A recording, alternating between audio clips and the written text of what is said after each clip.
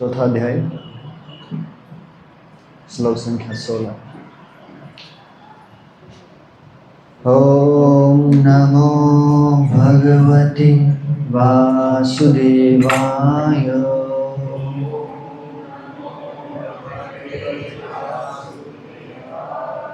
ओम नमो भगवते वासुदेवाय।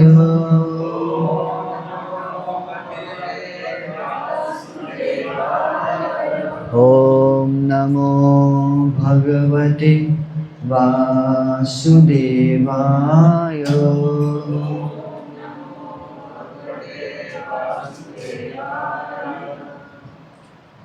श्लोक दोहराएंगे। किम कर्म किम अकर्मेति कवयोऽप्यत्र मोहिता तत्ते कर्म प्रवक्ष्यामि यज्ञात्वा मोक्षसे शुभात्।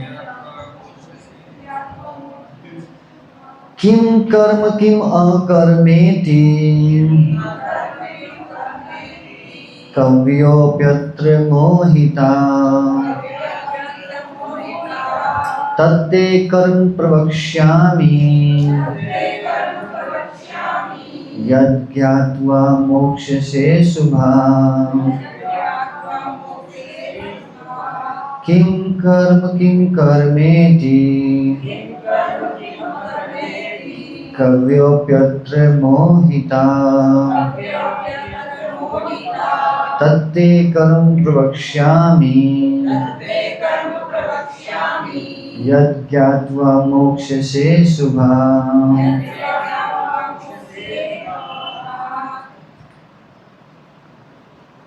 अनुवाद और तात्पर्य जय विश्व गोपाल जी के द्वारा विश्व गोपाल की। अनुवाद। कर्म क्या है और अकर्म क्या है, इसे निश्चित करने में बुद्धिमान व्यक्ति भी मोहग्रस्त हो जाते हैं। अतएव मैं तुमको बताऊंगा कि कर्म क्या है, जिसे जानकर तुम सारे अशुभ से मुक्त हो सकोगे। तात्पर्य। कृष्ण भावनामृत में जो कर्म किया जाए वो पूर्ववर्ती प्रमाणिक भक्तों के आदर्श के अनुसार होना चाहिए। इसका निर्देश 15वें श्लोक में किया गया है। ऐसा कर्म स्वतंत्र क्यों नहीं होना चाहिए, इसकी व्याख्या अगले श्लोक में की गई। कृष्ण भावनामृत में कर्म करने के लिए मनुष्य को उन प्रमाणिक पुरुषों के नेतृत्व का अनुगमन करना होता है जो गुरु परंपरा में हों, जैसा कि इस अध्याय के प्रारंभ में कहा जा चुका है।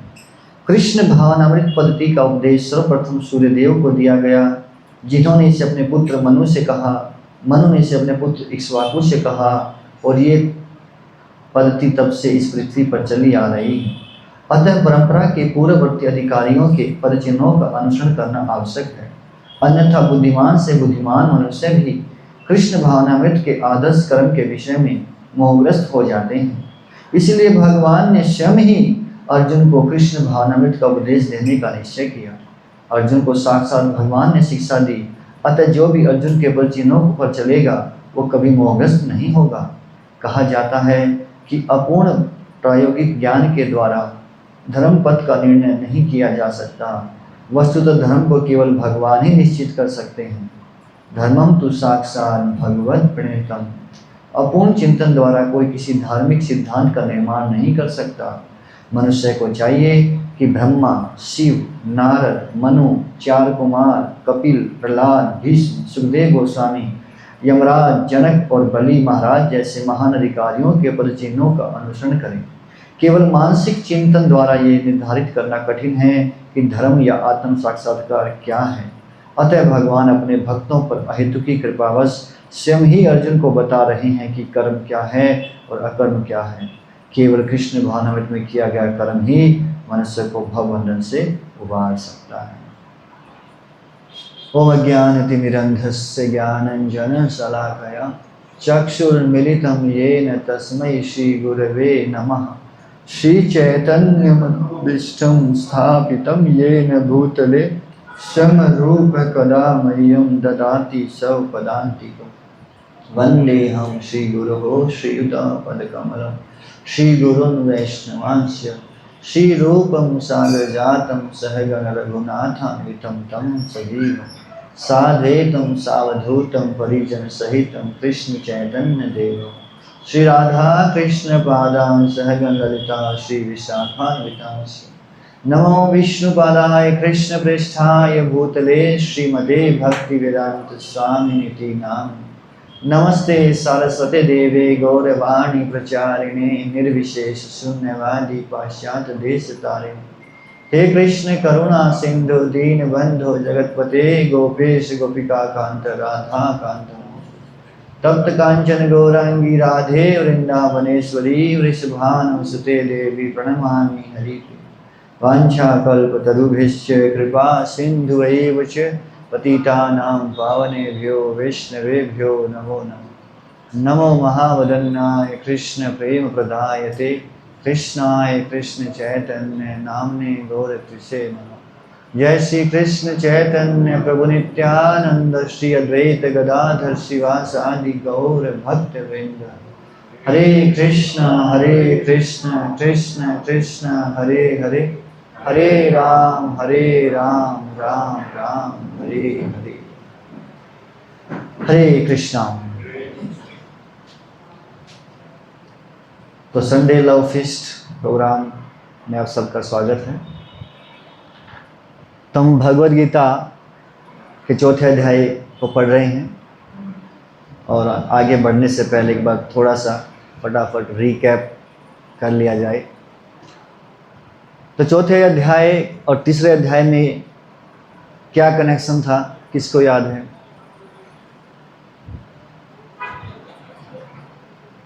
जब चौथा अध्याय शुरू हुआ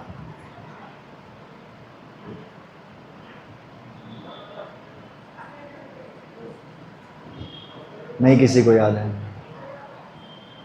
हाँ,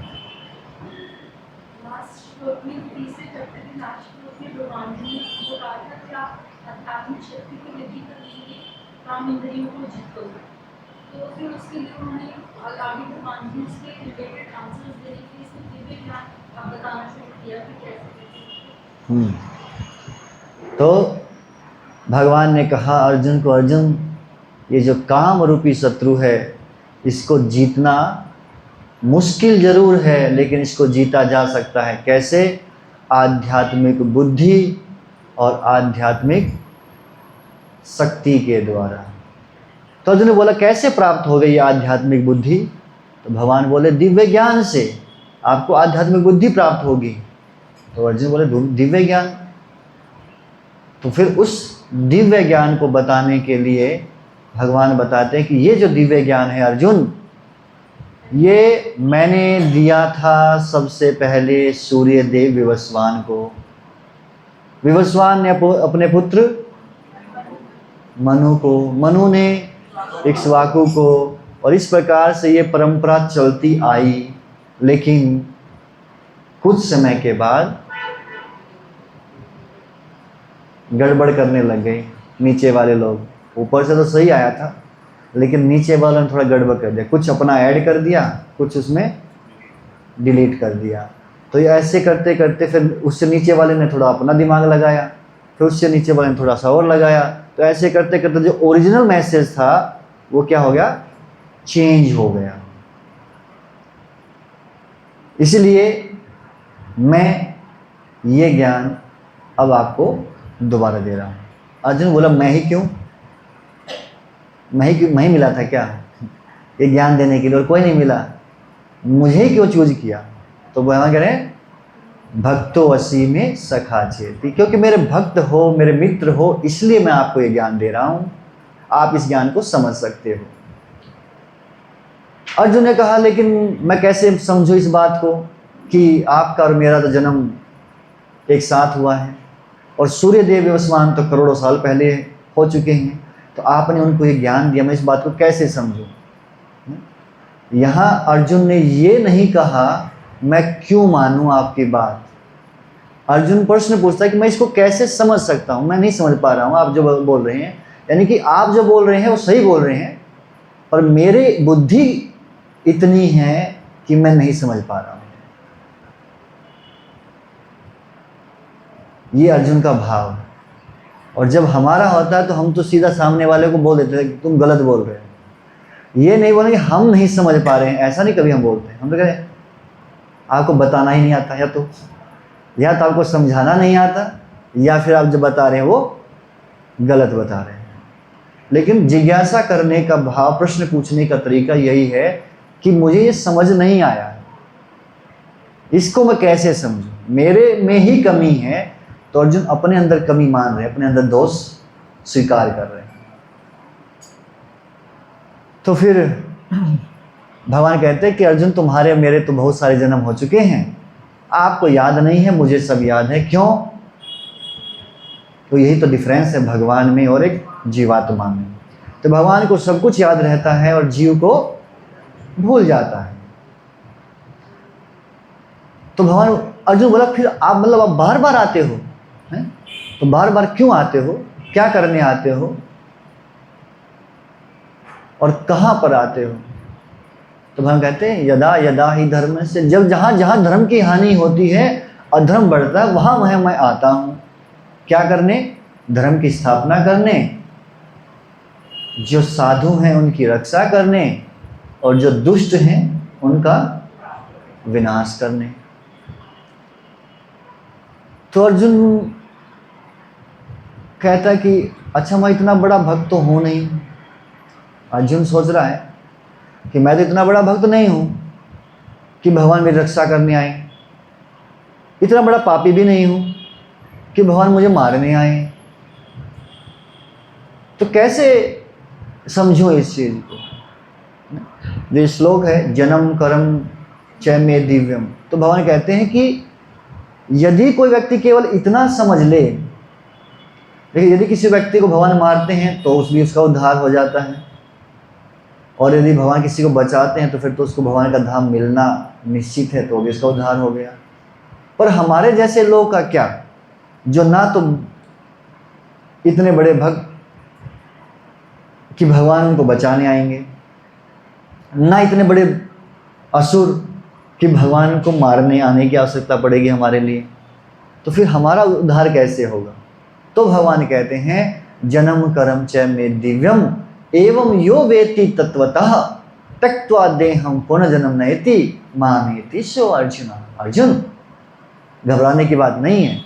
यदि कोई व्यक्ति केवल इस बात को समझ जाए कि मेरा जो जन्म है और मेरे जो कार्यकलाप हैं वो साधारण मनुष्य की भांति नहीं हैं, वो आध्यात्मिक स्तर पर हैं, तो वो भी शरीर छोड़ने के बाद मेरे धाम को आ जाएगा। चाहे वो बड़ा भक्त ना हो, बड़ा असुर ना हो, तो भी वो मेरे धाम को आ सकता है। तो अर्जुन कहता है फिर आप इतनी सारी छूट दे रहे हो, आप उसको सब कुछ दे सकते हो। भगवान ये भी कहते हैं कि मैं सब कुछ, अब भगवान का धाम दे सकते हैं, सब कुछ दे सकते हैं, तो फिर लोग आपके पास आते भी हैं कि नहीं आते हैं? अर्जुन बोला, भगवान कहते हैं हाँ आते हैं, लेकिन मैं देखता हूं कि सब तो नहीं आते हैं। तो भगवान कहते हैं हाँ, जो जितने परसेंट आता है मैं उसको उतने परसेंट ही फल देता हूँ। ये यथा मां प्रदन्ते, जो जितना मेरे प्रति शरणागत होता है, जितना मेरे ऊपर डिपेंडेंट होता है, मैं उसकी उतनी ही रक्षा करता हूँ। तो फिर अर्जुन का अगला प्रश्न था कि अगर आप व्यक्ति को सब कुछ देने में समर्थ हैं, जितना व्यक्ति आपके पास में जाएगा, तो फिर भी लोग आपको छोड़ के देवताओं के पास क्यों जाते हैं? तो फिर भगवान कहते हैं क्योंकि वो बहुत जल्दी रिजल्ट पाना चाहते हैं, शीघ्र, फास्ट। कलयुग के जीव हैं तो उनको तो सब्र होता ही नहीं है, इसलिए उनको बहुत जल्दी से जल्दी शॉर्टकट बताइए कैसे होगा। तो इसलिए वो लोग देवताओं के पास में जाते हैं। अब भगवान फिर आगे कहते हैं लेकिन मैंने उसके लिए भी एक सिस्टम बना रखा है। क्या? चातुर्वर्ण मया सिस्टम गुण कर्म विभाग। व्यक्ति के गुणों और उसके कर्मों के आधार पर मैंने 4 वर्ण और 4 आश्रम बनाए हैं। तो यदि कोई अपने वर्ण आश्रम में रहकर अपने कर्तव्य का पालन करता है तो वो भी धीरे धीरे मेरी तरफ ही आएगा, भगवान की भक्ति ही करेगा। और फिर भगवान कहते हैं कि हालांकि तो भगवान अर्जुन कहता है कि अच्छा ये वर्ण आश्रम आपने बनाया तो आप कौन से वर्ण में आते हो, आप कौन से आश्रम में आते हो? भगवान बोले ये मेरे ऊपर लागू नहीं होते, बनाने वाले के ऊपर नियम लागू नहीं होते हैं, और ना ही मेरे लिए कोई कर्म निर्धारित है। फिर भी मैं कर्म करता हूं पर मैं कर्म फलों से बनता नहीं हूं। और यदि कोई व्यक्ति इस बात को भी समझ जाए, अगर इस बात को भी समझ जाए कि भगवान कर्म फलों से परे हैं, कर्म बंधन से परे हैं, तो वो व्यक्ति भी कर्म बंधन से मुक्त हो जाएगा। तो अर्जुन का प्रश्न है नेक्स्ट कि क्या ऐसा पहले हुआ है, इतिहास में ऐसा कुछ हुआ है कि लोग मुक्त हो गए आप के बारे में जान करके कि आप कर्म फलों से नहीं बनते हैं? तो भगवान कहते हैं यस, प्राचीन काल में समस्त मुक्त आत्माओं ने मेरी दिव्य प्रकृति को जान करके ही कर्म किया, अतः तुम्हें चाहिए कि उनके पद चिन्हों का अनुसरण करते हुए अपने कर्म का पालन करो। तो इस प्रकार से भगवान अर्जुन को कर्म करने के लिए प्रेरित करते हैं। फिर आज का श्लोक, फिर अर्जुन कहता अच्छा कर्म करूं, कर्म कौन सा कर्म है मेरे लिए? तो वह कहते हैं देखो कर्म के बारे में है ना समझना बहुत मुश्किल कार्य है अर्जुन। किम कर्म और किम अकर्मेति, कर्म क्या है और अकर्म क्या है, इसको निश्चित करने में तो बुद्धिमान व्यक्ति भी मोहग्रस्त हो जाते हैं। जो इंटेलिजेंट समझते हैं अपने आप को, so called intelligent person, scientist, philosophers, जो अपने आप को बोलते हैं बड़े बुद्धिमान हैं, वो लोग भी मोहित हो जाते हैं इसको समझने के लिए कि कर्म क्या है और अकर्म क्या है। तो बोले फिर मैं कैसे समझूं? तो भगवान क्या कहते हैं, क्योंकि मैं आपको समझा रहा हूं, इसलिए तो मैं आपको समझा रहा हूं कि बुद्धिमान व्यक्ति भ्रमित हो जाएंगे। तो मैं आपको डायरेक्ट ये बताऊंगा कि कर्म क्या है और अकर्म क्या है। इस श्लोक के तात्पर्य में प्रभुपाद जी लिखते हैं कि हमें जो कर्म करने हैं वो स्वतंत्र रूप से नहीं करने हैं, तो फिर कैसे करने हैं?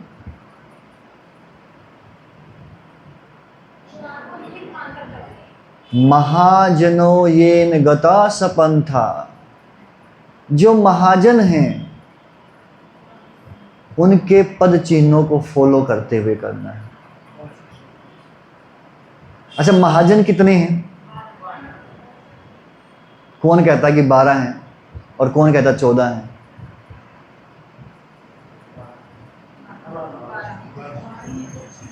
बारह वाले हाथ उठाइए और 14 वाले, यानी कि जो हाथ नहीं उठा उनको पता ही नहीं कितने महाजन हैं। ये कौन है महाजन? ये कोई कास्ट नहीं है महाजन वाली। आजकल ये कास्ट सिस्टम भी है, कास्ट में भी आता महाजन। महाजन मतलब महान जन, महान व्यक्ति। और ये कितने हैं? 12। श्रीमद् भागवतम में कौन बताता है 12 महाजनों के नाम और किसको बताता है? चलिए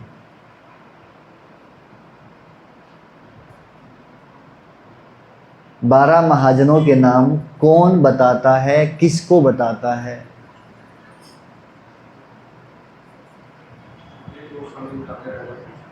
सुखदेव गोस्वामी राजपेक्षित, बिल्कुल गलत।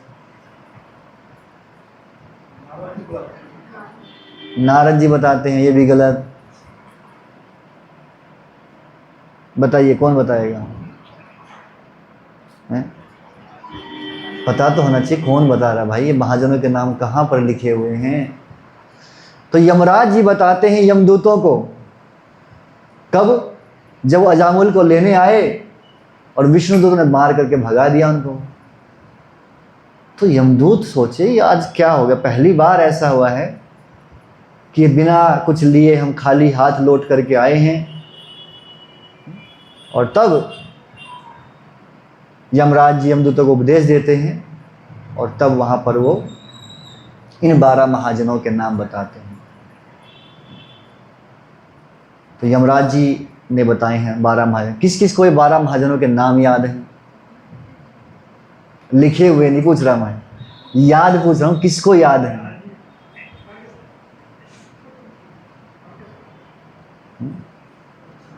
देखिए ये छोटी छोटी चीजें हैं, ये पता होनी चाहिए। अगर जब हम भक्ति के प्रोसेस में हैं तो ये हमारे आइडियल, देखिए जैसे मान लो कोई स्पोर्ट्स में जाता है ना, तो स्पोर्ट्स में उसका एक आइडियल होता है, भैया मैं इसको इसकी तरह बनना चाहता हूँ। सिंगिंग में जाना है तो सिंगिंग में अपना एक आइडियल होता है कि मेरे को इसकी तरह बनना, he is my ideal person. Dance में जाना है, ये मेरा आइडियल है। इसी प्रकार से जब हमें भक्ति में जाना है, आध्यात्मिक जीवन में जाना है, तो जो आइडियल पर्सन हैं उनके बारे में पता होना चाहिए कि नहीं पता होना चाहिए? यस और नो? और पता तो छोड़ो यार, हमें नाम तक नहीं पता। वो बंदे के बारे में तो तब पता चलेगा जब पहले नाम तो पता करने कि नाम कौन है कौन वो 12 महाजन।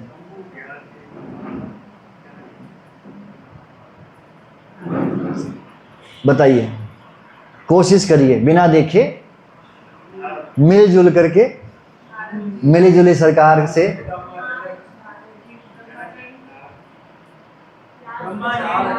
शुरुआत सबसे पहले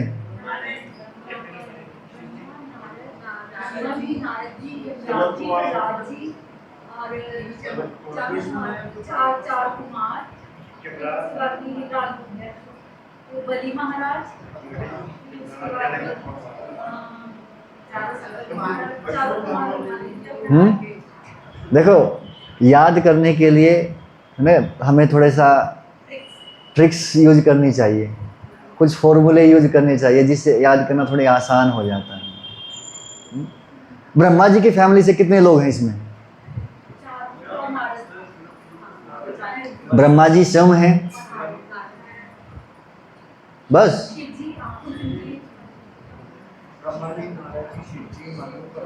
पहला देखिए यहाँ पर नाम दिया है ब्रह्मा जी का, फिर दिया है 4 कुमारों का और नारद जी का, 3 हो गए।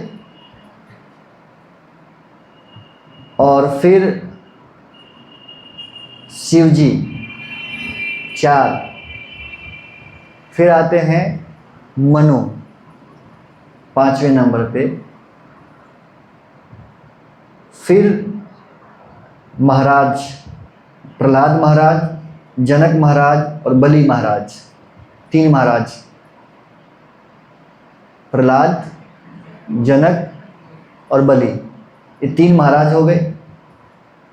ब्रह्मा जी की फैमिली से 3 लोग हुए थे, 4। संत कुमार नहीं, 4 कुमार। हाँ, संत अकेले नहीं है, 4 भाई हैं वो, तो 4 भाई। और साथ में फिर मनु, मनु भी तो उसी फैमिली से हैं। 5 लोग ये हो गए, 4 ब्रह्मा जी फैमिली, शिव जी 5, 3 महाराज हो गए। कौन कौन कौन कौन से महाराज हैं? जनक, बलि और प्रहलाद, 3 महाराज हो गए हैं। फिर उसके बाद बचते हैं कपिल मुनि, सुखदेव गोस्वामी, भीष्म पितामह और यमराज जी। ये जो श्लोक है, जब आप श्लोक पढ़ेंगे, श्लोक को अगर याद करेंगे तो ऑटोमेटिकली सारे याद आ जाएंगे आपको। लास्ट यमराज जी हैं। तो ये 12 महाजनों के नाम बताने से कि अगर इन 12 महाजनों में से कोई कुछ बोलता है, मतलब दैट इज आवर ऑथोरिटी। भैया उसने बोल दिया तो सही बोला है। ये 12 लोग वो हैं कि भक्ति के बारे में एक ज्ञान देते हैं। अब नारद जी जो हैं उन्होंने नारद भक्ति सूत्र लिखा, तो जो लिखा है दैट इज राइट, उसमें हम कोई क्वेश्चन नहीं कर सकते हैं। तो ये 12 महाजनों के पद चिन्हों को फॉलो करना चाहिए। जो भी हम कर्म करते हैं, जो इन्होंने किया उसको फॉलो करना चाहिए। किसको फॉलो करना है? इनको, महाजनों को। भगवान ने अर्जुन को डायरेक्टली क्यों ज्ञान दिया? अर्जुन को डायरेक्टली ज्ञान क्यों दिया है?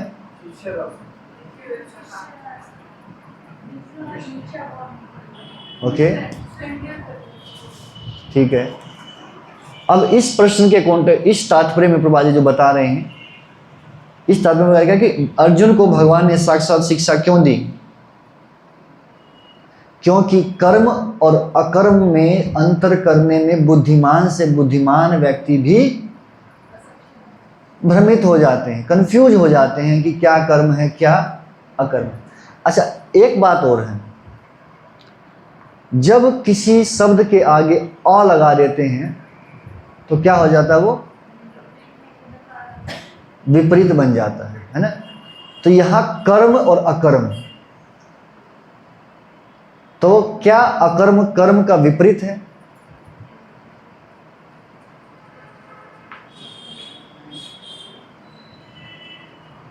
यहां ऐसा नहीं है। यहां कर्म का अर्थ क्या है और अकर्म का अर्थ क्या है?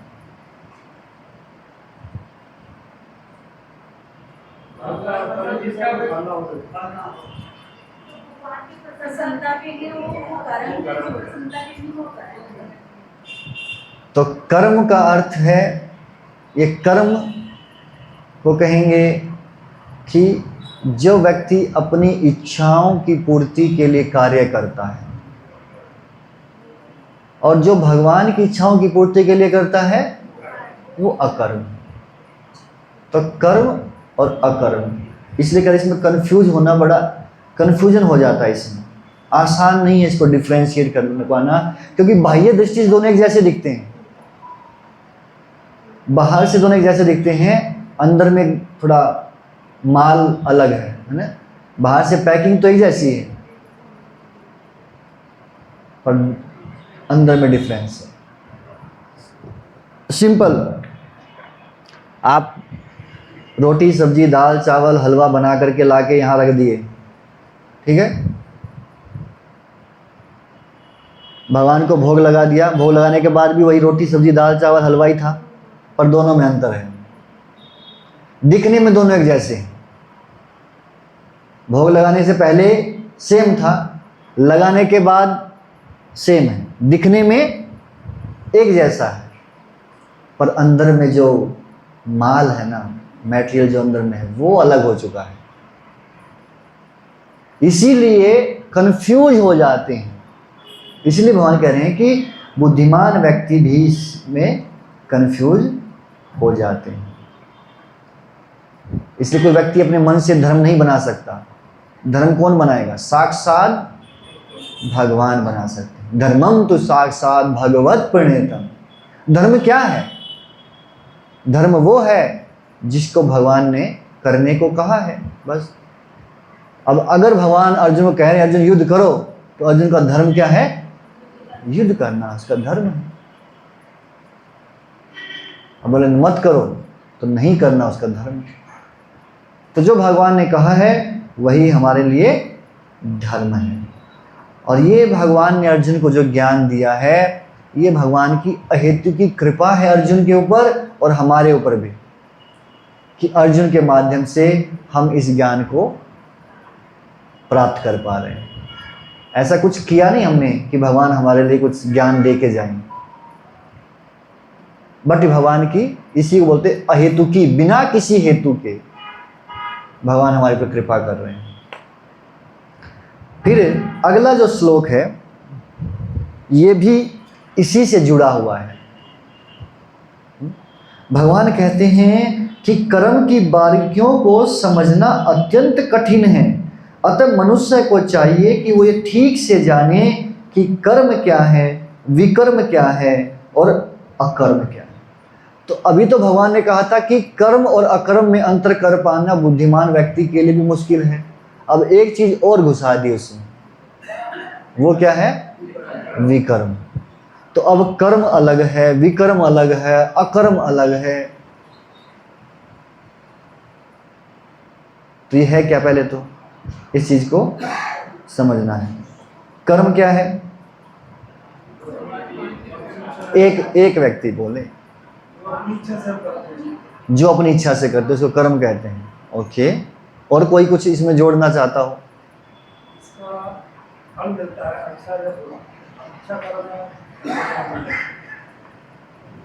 Not clear. With work with desire. Okay, but this is not also complete. ये भी पूरा नहीं हुआ, ये भी पूरा नहीं है। कर्म का अर्थ है भौतिक लाभ की इच्छा से शास्त्रों के अनुसार कर्म करना, ठीक है। विकर्म का अर्थ है भौतिक इच्छा से शास्त्रों के विपरीत कर्म करना, ठीक है। एक सीधे रास्ते से, एक पीछे वाले रास्ते से, दोबारा से। ओके, भौतिक इच्छा है व्यक्ति की, दोनों में, कर्म में भी है और विकर्म में भी है। पर कर्म में व्यक्ति शास्त्र के नियमों के अनुसार कार्य करके अपनी भौतिक इच्छाओं को पूरा करता है, और विकर्म में वो शास्त्र के विपरीत कार्य करके अपनी इच्छाओं को पूरा करता है। नो भगवान, यहाँ भगवान नहीं, दोनों में से, दोनों में मैं ही हूं। मेरी इच्छा है, एक मैं शास्त्र के नियमों के अनुसार कर रहा हूं, मैं अच्छा आदमी हूं, I am a good person, मैं किसी को बुरा नहीं बोलता, हम किसी का बुरा नहीं चाहते, I am a good person. ये भी कर्म है। एक है हम दूसरों से छीन करके, लूट करके, जैसे भी करके अपनी इच्छा पूरी करते हैं, ये विकर्म है। दोनों में इच्छाएं हमारी हैं कर्म करने के पीछे, पर एक शास्त्र के अनुसार है, दूसरा शास्त्रों के विपरीत है। क्लियर हो गया?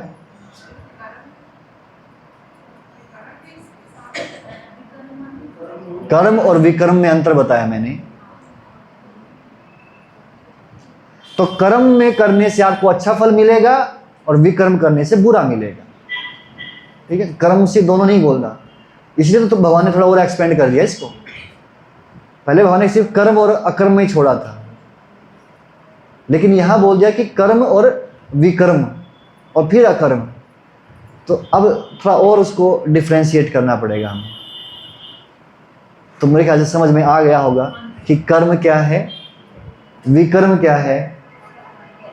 इतना जल्दी आ गया, भगवान तो करे तो समझना मुश्किल है? इसका मतलब तो आप लोग बड़े बुद्धिमान हैं।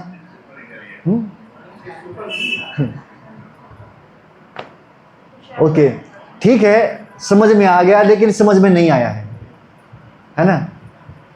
अब आप कहेंगे ये कैसे? समझ में आ गया फिर समझ में नहीं आया, इसका मतलब क्या हुआ? हाँ, थ्योरिटिकल हम समझ गए हैं, पर जब हमारे सामने जब हम देखें किसी कर्म को तो डिफ्रेंशिएट करना बड़ा मुश्किल होगा हमारे लिए। अभी आपको एक एग्जांपल देंगे, ठीक है, थोड़ा और चीज़ों को समझने के लिए। तात्पर्य में प्रभुपाद जी लिखते हैं, इसलिए साथ के साथ ये तात्पर्य पढ़िए। पहली बार कौन आया है? फर्स्ट टाइम,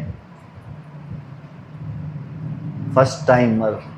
ओके, तो इसलिए आप भगवद गीता ले लीजिए, है ना। किसी घर में गाड़ी होगी तो व्यक्ति गाड़ी चलाना सीख ही लेगा। फिर तो भाई खड़ी खड़ी है, अब इसको कुछ तो ट्राई करेंगे। तो अगर हमारे पास किताब होगी तो फिर पढ़ेंगे ही, फिर कुछ सीख लेंगे हम, ठीक है।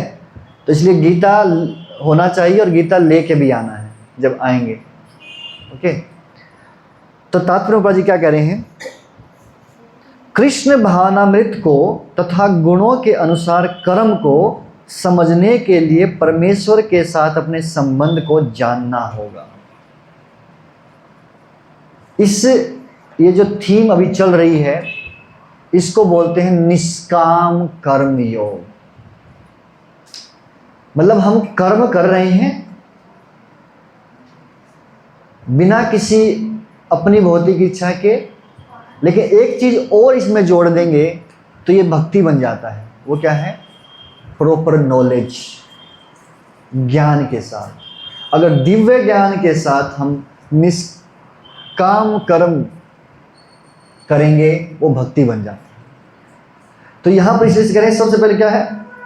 कृष्ण भावनामृत को और गुणों के अनुसार कर्म को समझने के लिए पहले हमें हमारा भगवान के साथ संबंध क्या है, इसको समझना पड़ेगा।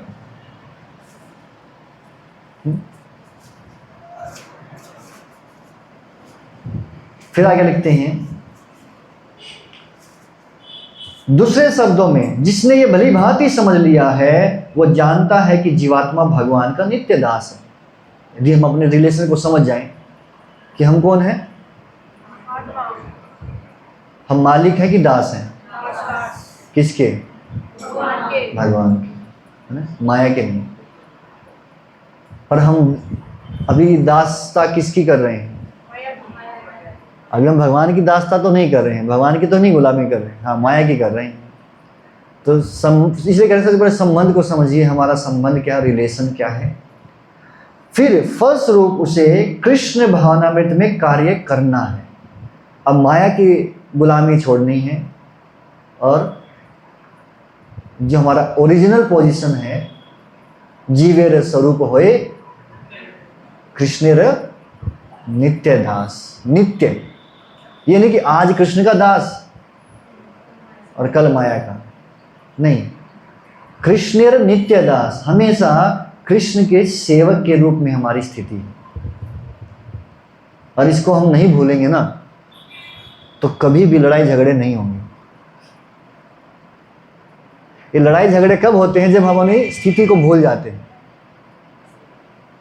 हु एम आई, जब ये भूल जाते हैं मैं हूं कौन, है ना। डिवाइस करने के बाद फिर हम भूल जाते हैं कि मैं था कौन।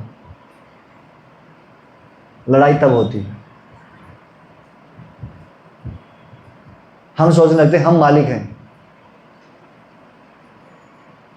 मालिक नहीं भी, लेकिन मालिक का भाव आ जाता है। और सामने वाले को वैसे तो बोलेंगे प्रभु जी, हरे कृष्णा प्रभु जी, और जब लड़ाई होती है तो प्रभु जी गए साइड में। तुम हो कौन? जानते नहीं मैं कौन हूं। मतलब शायद उसको भूल गया है, इसलिए पूछ रहा बेचारा कि जानते हो क्या मैं कौन हूं। तो उसको बताना चाहिए आप कृष्ण के दास हो। तो इस स्थिति को भूलने की वजह से हमारी सारी समस्या की जड़ क्या है कि हम ये भूल गए हैं कि हम हैं कौन।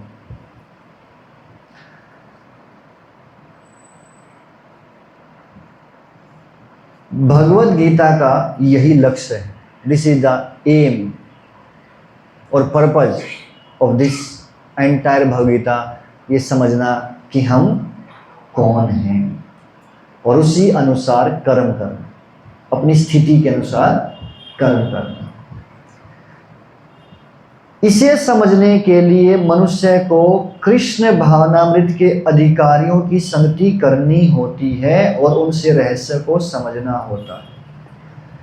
क्या कर्म है वास्तव में, क्या विकर्म है, क्या अकर्म है, यदि हमको ये समझना है तो अब समस्या ये है कि अर्जुन के पास तो भगवान कृष्ण साक्षात थे, डायरेक्टली ज्ञान दिया, जो डाउट आया पूछ लिया, आंसर मिल गया। पर हमारे साथ तो ऐसा नहीं है।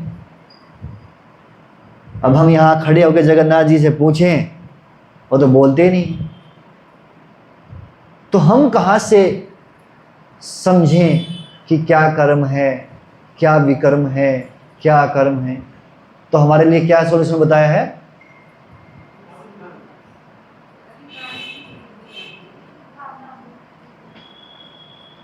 मैंने पढ़ा था अभी, इसलिए पूछ रहा हूँ। कृष्ण भावनामृत के अधिकारियों की संगति करनी होगी। जो ऑथोरिटीज हैं हमारी भक्ति में, या यूँ कहें कि जो शुद्ध भक्त हैं, उन भक्तों की जब संगति करेंगे तब हम उनसे जान। अब हमारे प्रश्न का उत्तर कौन देगा? कौन देता है? गूगल देता है।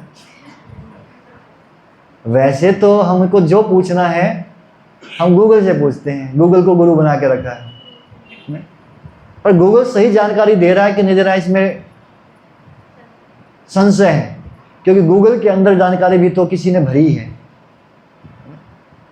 पर जो भक्त है उससे हमें सही जानकारी प्राप्त होगी। क्यों? क्योंकि गुरु परंपरा से, जिस परंपरा की बात भगवान ने की शुरुआत में, इस अध्याय की शुरुआत में भगवान ने परंपरा का जिक्र किया था। और ये देखिए, ये अध्याय इतना इंपॉर्टेंट है। अगर आप देखो परंपरा में क्या बताया है, एक गुरु है, शिष्य है। ये जो शिष्य है ये गुरु का भी रोल निभा रहा है, इसके नीचे एक शिष्य है, फिर ये गुरु का भी रोल निभा रहा है, शिष्य का भी निभा रहा है। ये है ना, अगर इस गुरु में और इस शिष्य में कनेक्टिविटी नहीं है, कनेक्टिविटी मतलब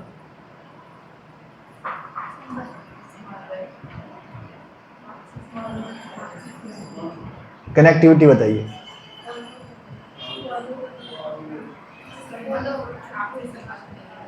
संबंध नहीं है, ओके। और कुछ? फॉलो करना है, ओके। शास्त्रों पर डिस्कशन करना। और कोई? Mutual understanding, okay. और कोई? Follow up. कनेक्टिविटी का अर्थ है कि भैया हमारे जो डाउट्स हैं, हमारे जो भी डाउट्स हैं वो हम किससे क्लियर करेंगे? गुरु से। अगर हमने उनसे क्लियर नहीं किए तो फिर हम अपने मन से क्लियर करेंगे हम, और व्यक्ति अपने मन से ही सॉल्यूशन बनाएगा और कनेक्शन यहाँ से टूट जाएगा। यानी कि जो नॉलेज है, ओरिजिनल नॉलेज अब नहीं आएगी। जो ज्ञान आना चाहिए था हमारे पास वो नहीं आएगा। अगर कनेक्टिविटी नहीं है तो नॉलेज आगे ट्रांसमिट नहीं होगा और परंपरा टूट जाएगी। इसलिए जो कनेक्टिविटी है वो बहुत इंपॉर्टेंट है। हमारे लिए प्रैक्टिकल क्या है? हमारे लिए प्रैक्टिकल किसके साथ कनेक्टिविटी होनी चाहिए? आइदर विद अवर शिक्षा गुरु और या दीक्षा गुरु। अब समस्या ये होती है कि दीक्षा गुरु के साथ कनेक्टिविटी हमारे लिए इजी नहीं है, क्योंकि दीक्षा गुरु के पास इतने शिष्य हैं कि सबको टाइम देंगे तो भी टाइम नहीं दे पाएंगे, उसका नंबर पता नहीं कब आना है। तो इसीलिए शिक्षा गुरु क्या करते हैं, वो अपॉइंट करते हैं कुछ डिवोटीज को as a Diksha Guru, sorry शिक्षा गुरु। दीक्षा गुरु अपॉइंट करते हैं एज ए शिक्षा गुरु, जो शिक्षा दे रहे हैं। शिक्षा गुरु बहुत सारे हो सकते हैं। शिक्षा गुरु कौन है? किस किसने आईडीसी किया हुआ है? आईडीसी करने वाले भक्त बताइए। आवाज ही नहीं आ रही, कुछ खा के आए हो? हैं? आवाज ही नहीं आ रही।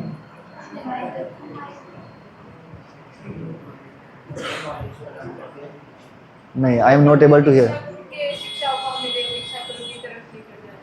जो भगवान की शिक्षा जो है, भगवान ने जो ज्ञान दिया है उसी ज्ञान को हमें बताता है। दीक्षा गुरु भी शिक्षा गुरु हो सकते हैं, पर शिक्षा गुरु दीक्षा गुरु हो ये कोई कंपल्सरी नहीं है। तो शिक्षा गुरु जो है वो लोकल टेंपल में जो अथॉरिटीज हैं वो एज ए शिक्षा गुरु अब काम करते हैं कि यदि आपको कोई डाउट है, आपको कोई प्रश्न है, आपको कोई संशय है, आपकी लाइफ में कोई चैलेंज है, तो we can connect with him. और वो कनेक्शन बना रहेगा तो हम मंदिर में भी आते रहेंगे और भगवान से भी कनेक्शन बना रहेगा। और वो कनेक्शन टूट गया, यदि आपका मंदिर में किसी से कनेक्शन ही नहीं है, कनेक्टिविटी है ही नहीं, तो क्या होगा? कुछ दिन आएंगे, हो सकता है कुछ दिन आए, दर्शन किया, निकल गए, फिर धीरे धीरे फिर माया बोली क्या घर में भी तो भगवान बैठे ही हैं, मंदिर में ही है क्या? कण कण में भगवान समाए हैं, तो मंदिर जाने की क्या जरूरत है? घर में भी हैं, बैठो घर में, कोई जरूरत नहीं मंदिर जाने की, कोई जरूरत नहीं भक्तों के साथ जाने की। तो बस खत्म कनेक्शन। अब कनेक्शन किसके साथ जुड़ गया? माया के साथ जुड़ जाता है। तो इसलिए कनेक्टिविटी इज वेरी इंपॉर्टेंट। तो अभी हमने कहते कि हमने इस बात को समझे क्यों, ये कर्म विकर्म अकर्म को समझने की जरूरत क्या है, क्यों इसके बारे में हम इतना टाइम खराब कर रहे हैं जो समझ में भी नहीं आना। भगवान कह रहे समझना मुश्किल है, फिर भी हम इसको समझने का प्रयास करें, क्यों इस पर टाइम वेस्ट कर रहे हैं?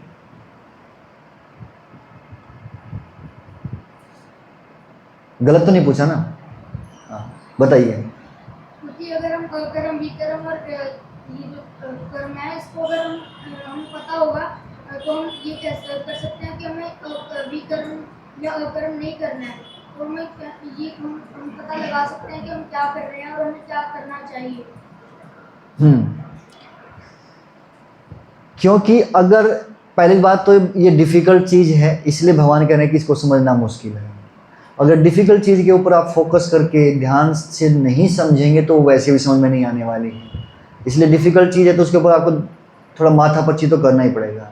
और ये जो अभी जो चीज़ चल रही है ना, ये सारा मतलब सबसे डिफ़िकल्ट चीज़ है ये समझने वाली, और सबसे बोरिंग चीज़ है ये, है ना। इससे पहले क्या था, थोड़ी कहानी सी भी चल रही थी तो ईजी था उस चीज़ को समझना, पर ये सबसे बोरिंग सब्जेक्ट है, इसलिए लोग बोर होके उठ के चले जाते हैं। तो अभी इसको समझना क्या कि अगर हमें थोड़ा बहुत भी समझ में आ जाता है कर्म विकर्म अकर्म के बारे में, तो यदि हम चाहते हैं भैया इस संसार कर्म बंधन से मुक्ति, तो हमें ये समझना ही पड़ेगा। सीधी सी बात है कि हम कर्म बंधन से मुक्ति चाहते हैं तो इसके बारे में समझना ही पड़ेगा। इसलिए चाहिए समझ में आने वाली चीज़ नहीं है, तो भी हम प्रयास कर रहे हैं कि कुछ तो समझ में आए ताकि हम कर्म बंधन से छूट सकें। फिर आगे कहते हैं कि इस सब्जेक्ट मैटर को समझने के लिए हमें भक्तों का संग चाहिए, नहीं तो पॉसिबल नहीं है। फिर अगला श्लोक भगवान आगे कहते हैं, जो मनुष्य कर्म में अकर्म और अकर्म में कर्म देखता है वो सभी मनुष्यों में बुद्धिमान है और सब प्रकार के कर्मों में प्रवृत्त रहकर विधिवत स्थिति में रहता है। ये और भी मुश्किल चीज बता दी। क्या बताया भाई? कर्म में अकर्म देखे, अकर्म में कर्म देखे, वो बुद्धिमान है। तो कर्म अकर्म में तो कोई अंतर ही नहीं रहा। फिर तो अगर कर्म को अकर्म देखना है, अकर्म को कर्म देखना है, तो फिर क्या क्या समझे इस चीज को? ठीक है, तो इसको समझने के लिए एक छोटा सा एग्जाम्पल लेते हैं हम।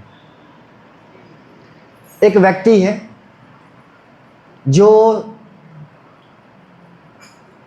घर से फ्रस्ट्रेट हो गया, ठीक है, और फ्रस्ट्रेट होकर बोलता है छोड़ो घर बार चलो हरिद्वार।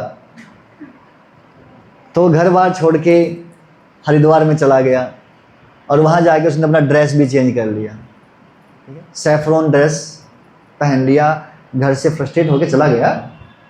भाई उसके अंदर क्या आ गया? वैराग्य आ गया। अब वो बैठ करके और ध्यान कर रहा है, प्रैक्टिकली कोई कर्म नहीं कर रहा है, he is not doing any work.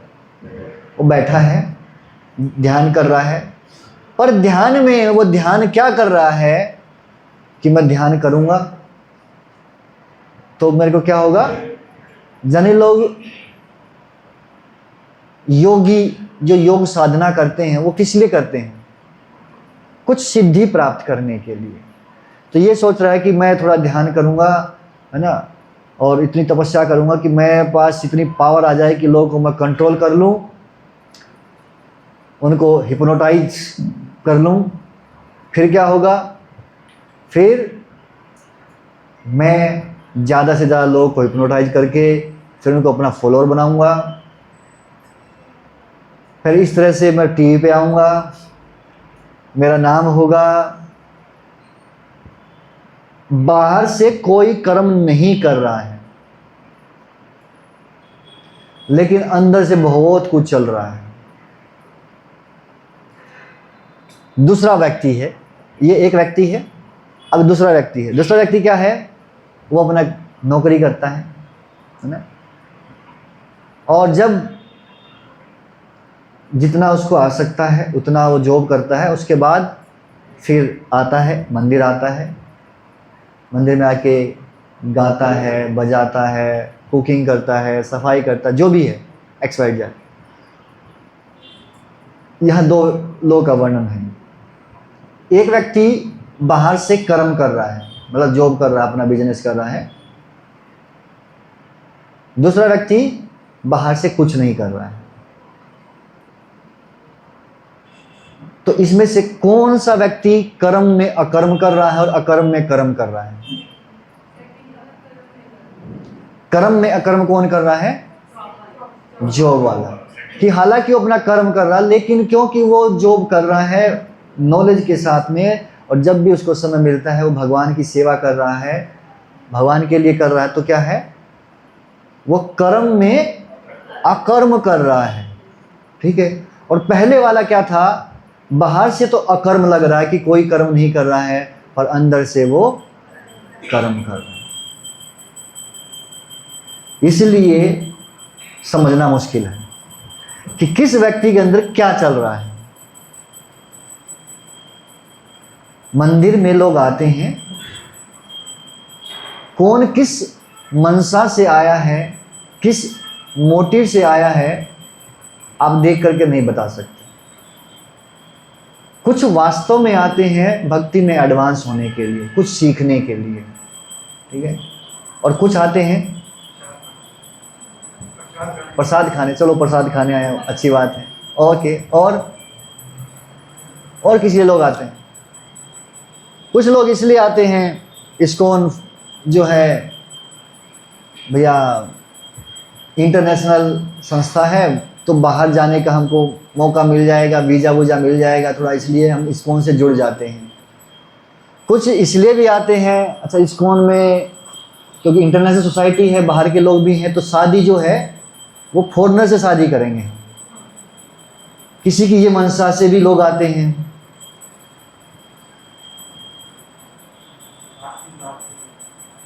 कुछ इसलिए आते हैं कि अच्छा वहाँ जाएंगे तो हमने देखा कि भैया इस्कॉन में काफ़ी पढ़े लिखे लोग भी आते हैं, तो थोड़ा अपना बिजनेस भी वहाँ थोड़ा चला लेंगे।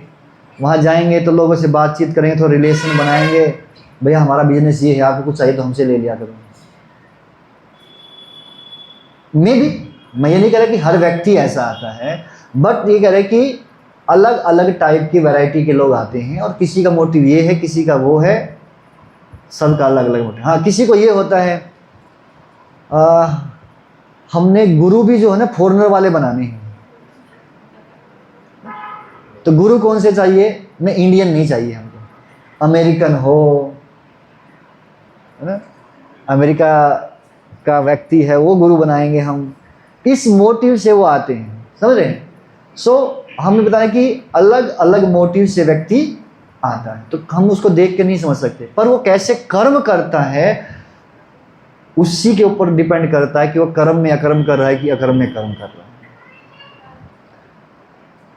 इसलिए भगवान कह रहे हैं कि समझना इज डिफिकल्ट, मुश्किल कार्य है ये।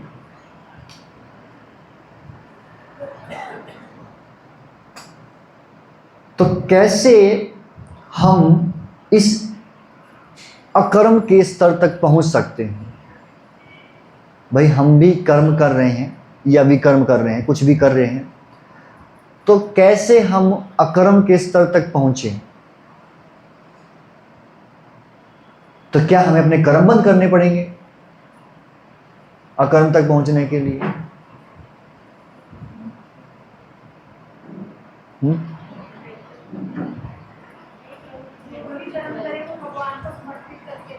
अच्छा, मान लो बाप को बोले, ठीक है, कि आप सुबह उठ करके बच्चों के लिए कुकिंग करते हैं, इसमें भगवान का क्या लेना देना? ये कर्म अकर्म कैसे बन गए? हमें सीखना होगा कि हमें कर्म को भगवान की संतुष्टि कैसे करना है। और हम कुकिंग जब कर रहे हैं तो हम उसको भगवान जी को भोग लगा के वो प्रसाद समझेगा। जो भी हम कर रहे हैं कार्य तो भगवान को समर्पित होगा। तो बच्चे को स्कूल भेज रहे हैं, हमें उस कुकिंग को ये सोच के नहीं करना कि मैं अपने बच्चे के लिए बना रही हूँ, ये सोच के बच्चे को आप स्कूल भेज रहे हैं, भगवान के लिए स्कूल भेज रहे हो, बड़ा करेगा फिर कुकिंग करके अच्छा काम। कोई ये नहीं भेजता कि भगवान का भक्त बने, मेरा बेटा जो है फुल टाइम भगवान की सेवा करे, कोई नहीं भेजता है।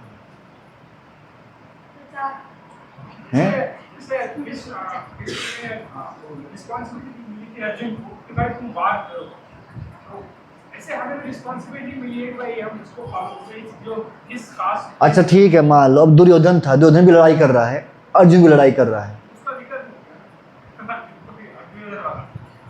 मतलब दुर्योधन का युद्ध करना विक्रम और अर्जुन का युद्ध करना धर्म के लिए कर रहे हैं, अर्जुन ने भगवान की आज्ञा का पालन किया इसलिए उसने किया। हाँ। देखिए, युद्ध जो है, युद्ध करना कर्म भी हो सकता है, विकर्म भी हो सकता है, अकर्म भी हो सकता है, डिपेंड करता है व्यक्ति कौन है। अब जो लोग पांडवों की तरफ से युद्ध कर रहे थे, अपनी ड्यूटी समझ के भैया शास्त्रों के अनुसार मालिक की सेवा करनी है, तो दे आर डूइंग कर्म। जो उसके अपोजिट जानते हुए भी कि भाई गलत है, फिर भी वो उसका साथ दे रहे थे, दुर्योधन का विकर्म। और जो भगवान कह रहे अर्जुन तुम युद्ध करो क्योंकि मैं चाहता हूं, मैं तुमको बोल रहा हूं, तो वो क्या बन गया? अकर्म। हाँ, क्यों नहीं था? कर्ण इसलिए तो दिखाया जाता आई एम द बेस्ट। कर्ण तो बार बार बोलता था, अर्जुन को बोलते हैं मैं हूं, मैं दिखाऊंगा जब अर्जुन के साथ मेरा युद्ध होगा। वही वाज फाइटिंग। अब भीष्म पितामह का देखो, आप बताइए, आप बताइए कौन कहता है भीष्म पितामह अकर्म कर रहे थे कि विक्रम कर रहे थे? क्या था?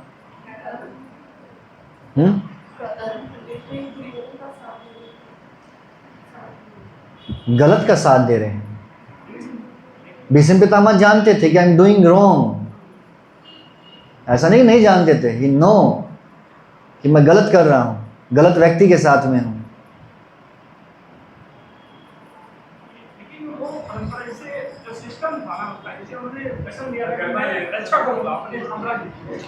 देखिए, कसम तो भगवान ने भी ली थी। प्रतिज्ञा को तोड़ना for the higher cause, that is dharma. और उस प्रतिज्ञा को पकड़ के बैठे रहो और आप हायर कोज के लिए काम ना करो, दैट इज अधर्म। This was the mistake. ये मिस्टेक था। भाई आप देखो, कोई भीष्म पितामह, मतलब कि जब भगवान ने अर्जुन को गीता का ज्ञान दिया, अर्जुन का डाउट क्लियर हो गया, अर्जुन बोला कृष्यवे वचनम तव, आप जैसा बोलोगे वैसा करूंगा, मोह खत्म। वही ज्ञान भगवान ने युधिष्ठिर को दिया युद्ध खत्म होने के बाद। युधिष्ठिर बोला कुछ पल्ले नहीं पड़ा। वही सेम भगवान समझा नहीं पाए युधिष्ठिर को। क्या कृष्ण युधिष्ठिर को समझा नहीं सकते थे? लेकिन फिर भी भगवान उसको लेके गए भीष्म पितामह के पास। चलो, भीष्म बड़ा ज्ञानी व्यक्ति है, वो शरीर को छोड़ने वाला, संसार छोड़ने वाला, छोड़ने से पहले ज्ञान ले लो उससे, नहीं तो ज्ञान उसके साथ ही चला जाएगा। तो भीष्म पितामह से ज्ञान दिलवाया भगवान ने युधिष्ठिर महाराज को। तो he was a knowledgeable person, ज्ञानी व्यक्ति थे वो जानते थे कि मैं गलत किया है, अपने ही कर्मों का फल भोग रहा हूं। उसने ये नहीं कहा कि मेरे साथ ऐसा क्यों हो गया है, नहीं, वो जानते थे। और वो पूरा उपदेश देते हैं युधिष्ठिर को कि आज ज़्यादा दुखी होने की जरूरत नहीं है, आपने जो किया सही किया है, आप धर्म के साथ में हो।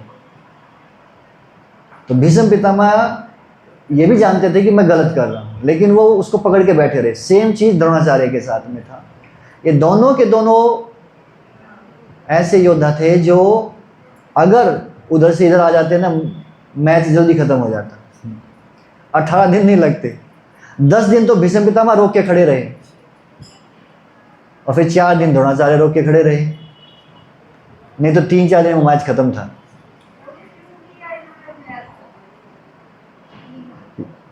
क्यों किया? To set the example.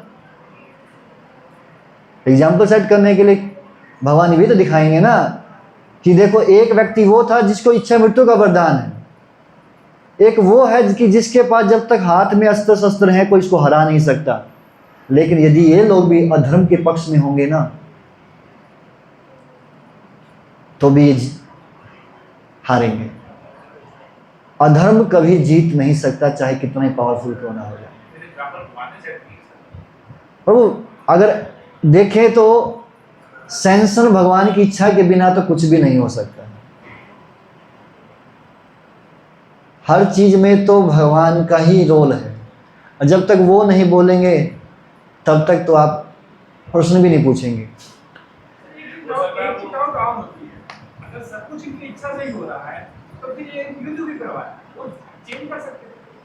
इधर लोग माफी क्या जरूरत है? भगवान चेंज कर सकते थे, लेकिन जब धर्म की स्थापना करनी है तो अधर्मियों का तो विनाश करना ही पड़ेगा। अधर्मियों को अधर्मी चेंज होने वाले नहीं थे ना। लातों के भूत जो है ना, बातों से नहीं मानते। तो कुछ इंडिपेंडेंट भी तो भगवान ने दी है ना, इंडिपेंडेंस दी हुई है। वो जो इंडिपेंडेंस है भगवान उसमें इंटरफियर नहीं करते हैं। वो कहते हैं भैया देखो, अगर ये इंडिपेंडेंस है, आप अगर इसका सही उपयोग करोगे तो ठीक है, नहीं तो फिर मेरे को आती है लात मारनी भी आती है। फिर लातों के भूत लातों से ही मानते हैं। ऐसा नहीं भगवान ने तो प्रयास नहीं किया, शांति दूत बन करके गए भगवान तो, लेकिन उसको उनको ही पकड़ने का प्रयास कर रहे हैं। मतलब मूर्ख। अब मूर्खता की हद देखिए, और केवल मूर्खता यहाँ नहीं है।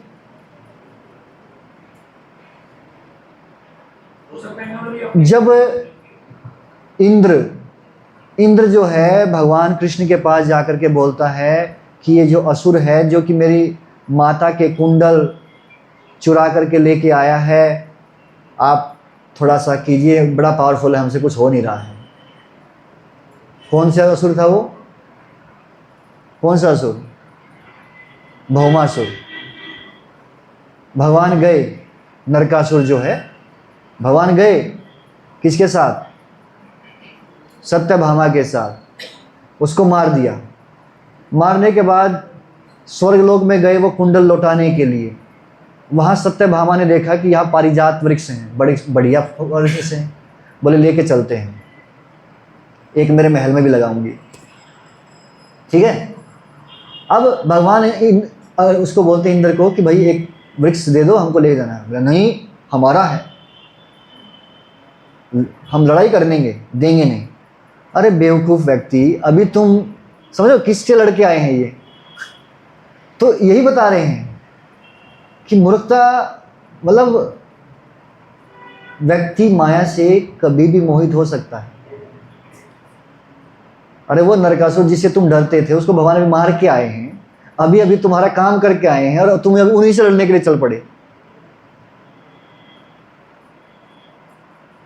तो फिर ऐसे लोग को थोड़ा सा लात मारनी पड़ती है, तो फिर उनकी अकल ठिकाने आ जाती है। तो बात तो लातों के भूत लातों से ही मानते हैं, ये नहीं पढ़ाया जाता। बस इन बातों से नहीं मानते, केवल नहीं बताते हैं। अरे मानते कैसे हो तो बताओ ना। तो फिर उनको लात मारनी, डंडे पड़ेंगे तो ही होमवर्क करेंगे, है ना। अगर डंडे नहीं पड़ेंगे तो नहीं करेंगे।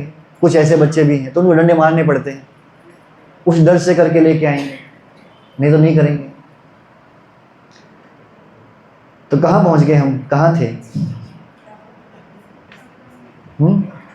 हमारा प्रश्न क्या था कि हम कैसे अकर्म की स्तर तक पहुंचे, है ना।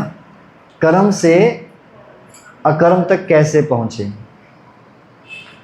तो उसमें सबसे महत्वपूर्ण चीज हमारा एटीट्यूड।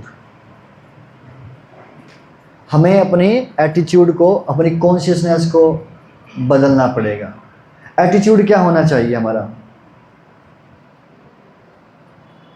तो श्लोक संख्या 19। जिस व्यक्ति का प्रत्येक प्रयास इंद्रिय तृप्ति की कामना से रहित होता है उसे पूर्ण ज्ञानी समझा जाता है।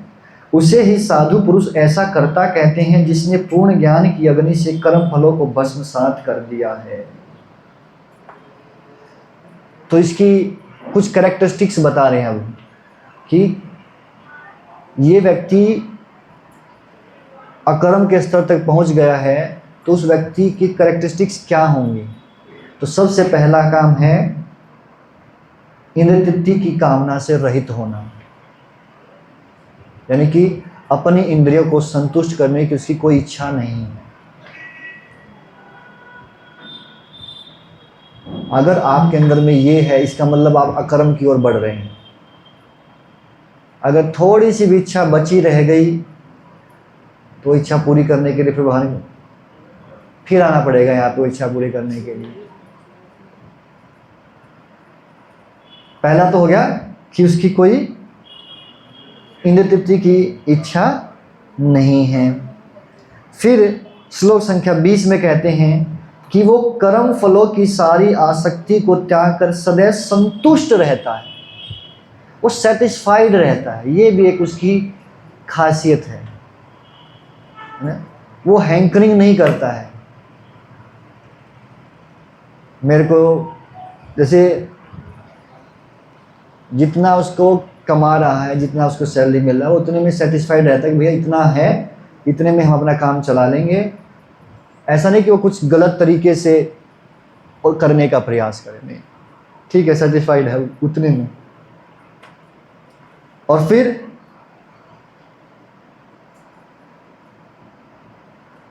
स्वतंत्र रहकर वो सभी प्रकार के कार्यों में व्यस्त रहकर भी कोई सकाम कर्म नहीं करता। और जब इस प्रकार से वो कार्य करता है कि ना तो उसको कर्म फलों से आसक्ति है, ना ही वो कर्म से आसक्त है, ना कर्म फल से आसक्त है, तो ऐसा व्यक्ति संतुष्ट रह सकता है। उसको केवल एक ही आसक्ति बचती है, वो क्या है कि वो कैसे खुश होंगे, कृष्ण कैसे खुश होंगे। वृंदावन ब्रज, वहां हर व्यक्ति का यही भाव है, कृष्ण कैसे खुश होंगे। आज मैं कृष्ण के लिए क्या बनाऊं, क्या कुकिंग करूं मैं, कृष्ण क्या खाएंगे आज जिससे कृष्ण खुश हो जाए। आज किसी के साथ कौन सा गेम खेलेंगे हम कि कृष्ण खुश हो जाए। Always they are thinking about how to please Krishna. तो ये क्या है, अकर्म। इसकी को कहते हैं कृष्ण भावना भावित होना। और ये कब होगा, विद नॉलेज, ज्ञान के साथ में। ज्ञान होना बहुत जरूरी है, बिना ज्ञान के हम नहीं करेंगे।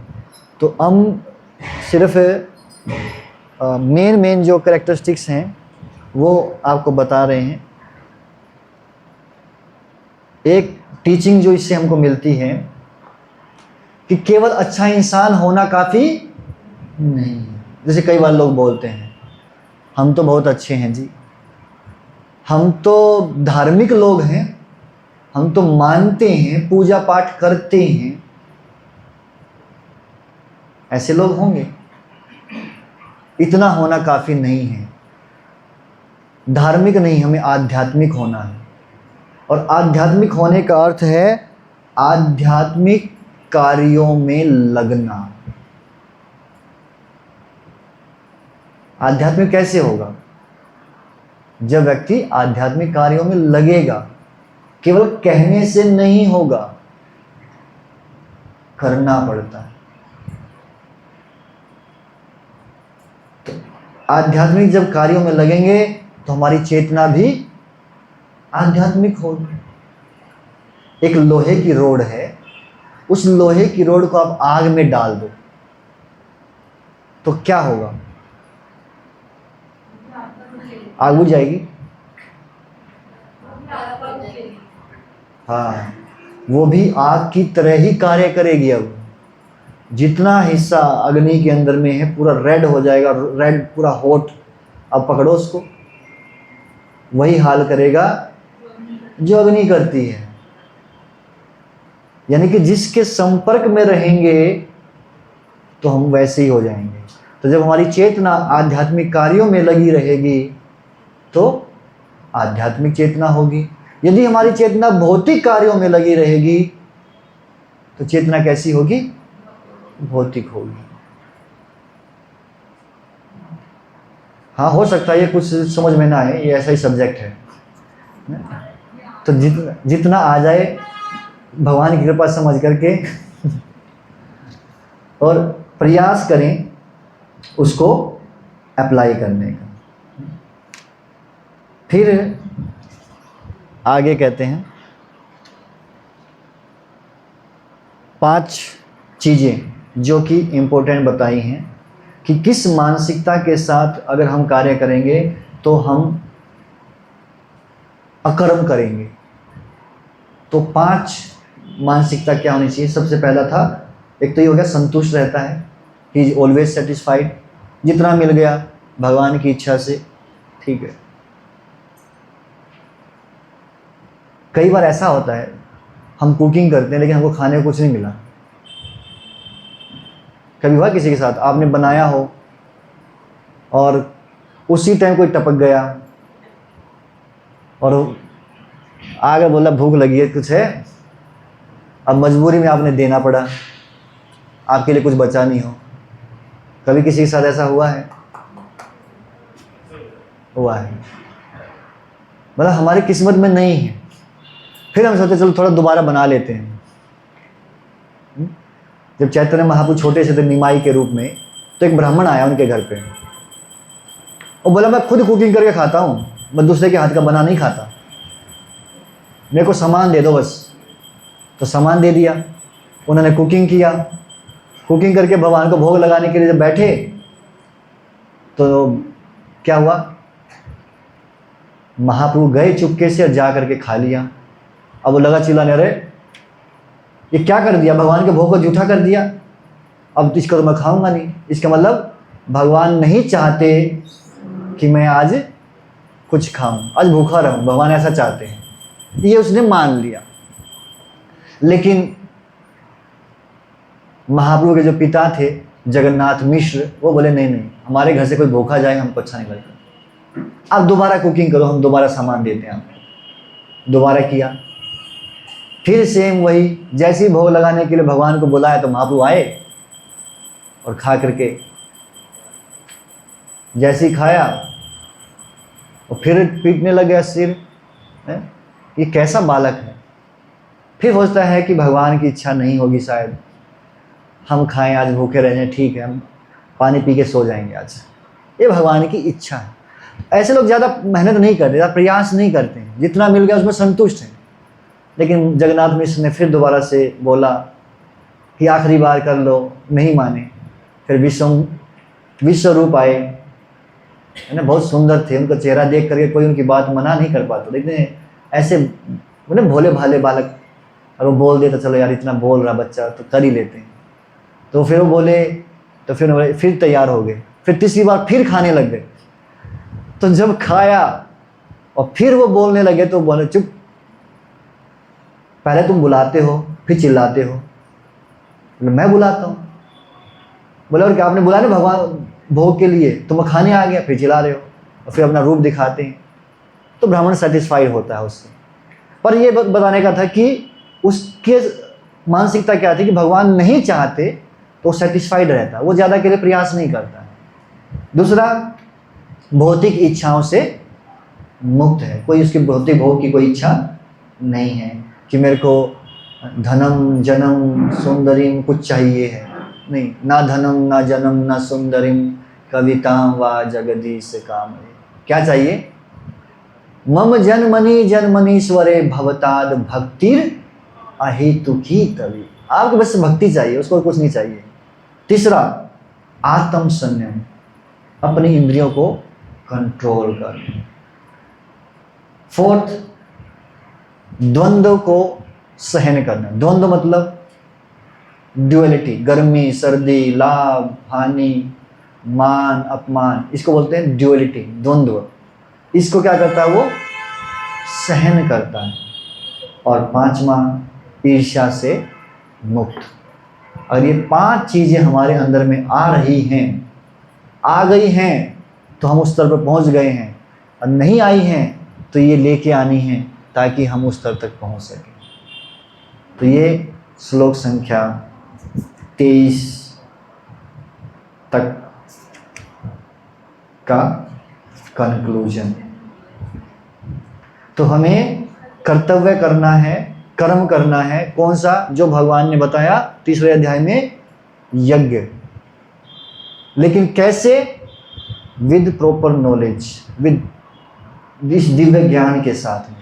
तो जब इस दिव्य ज्ञान के साथ हम यज्ञ करते हैं, वो बन जाता है भक्ति।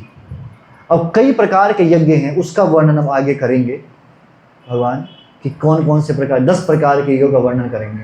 हम कुछ भी करते हैं वो यज्ञ है। तो वो फिर अगली बार करेंगे।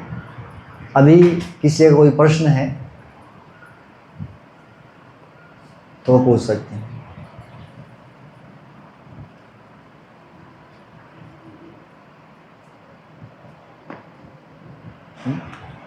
ये बहुत ही दिलचस्प है, जितना इसके ऊपर में घुसेंगे उतना दिमाग भी खराब होगा, कन्फ्यूजन भी होगा, और जितना चर्चा करेंगे तो कन्फ्यूजन दूर भी होगा। ये ऐसा ही सब्जेक्ट है, कोई बोरिंग फील करेगा, किसी को मज़ा आएगा। जो इतना फिलोसफिकली जो जानना चाहता है उसके लिए बहुत अच्छा है, और जो फिलोसफी में जो इंटरेस्ट नहीं रखता उसके लिए बिल्कुल बोरिंग सब्जेक्ट है। कोई प्रश्न नहीं है, सब क्लियर है। तो 5 कौन से बताए थे? 5 थिंग्स या 5 कैरेक्टरिस्टिक्स कि व्यक्ति अकर्म के स्तर पर पहुंच गया है। नोट लाइक सब्जी मंडी, सब्जी मंडी इधर नहीं, हाथ उठाना है, दिस इज कॉमन। इधर से केवल एक हाथ उठाए। यस, आप एक बताइए। पहला, सेटिस्फैक्शन। यस, इंद्रियों पे काबू करना, वो तो हो गया, वही बोलना था। ओके, हाँ, क्या नाम है आपका? Lavanya. Free from jealousy. Yes, ईर्ष्या से मुक्त होना। वेरी गुड, 2 बच गए हैं। हाँ, लास्ट में। अच्छा, ईर्ष्या थी, मतलब आपके अंदर भी भरी हुई है। ओके, यस, द्वंद्व को सहन करना, ड्युअलिटी को टॉलरेट करना, है ना। भगवान ने बताया ना 2nd अध्याय में, क्या बोले?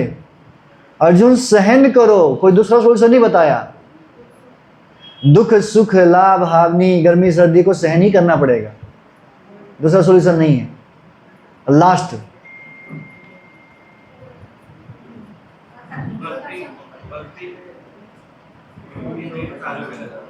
नहीं, ये नहीं बताया मैंने। नहीं, भौतिक इच्छाओं से मुक्त होना।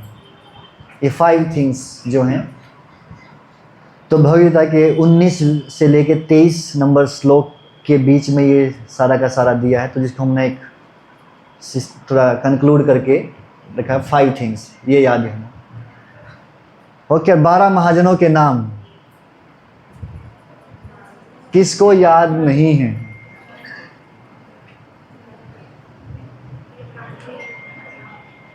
ओके, इसको याद करके आना है, ठीक है। अगली बार जब आएंगे सबसे पहले 12 महाजनों के नाम सुनेंगे। इन 12 में से सबसे फेवरेट कौन सा है? ब्रह्मा, नारद जी, ओके, किसी को ब्रह्मा जी, नारद जी। और वैसे देखा जाए ना, महाजन 12 नहीं है, महाजन 15 हैं। 4 कुमारों को एक ही मान लेते हैं, भाई 4 लोग हैं, लेकिन उनको एक ही मानते हैं क्योंकि वो सेम मानसिकता के हैं, वो साथ में ही रहते हैं, जहाँ जाना इकट्ठे ही जाना है, तो इसलिए उनको एक मानते हैं। चलो एक छोटा सा प्रश्न इसी में से, 12 महाजनों में से कितने ब्रह्मचारी हैं, कितने गृहस्थ हैं? हाँ, नंबर बोलिए, मैं नाम नहीं पूछ रहा, जस्ट नंबर। कितने ब्रह्मचारी हैं, कितने गृहस्थ हैं?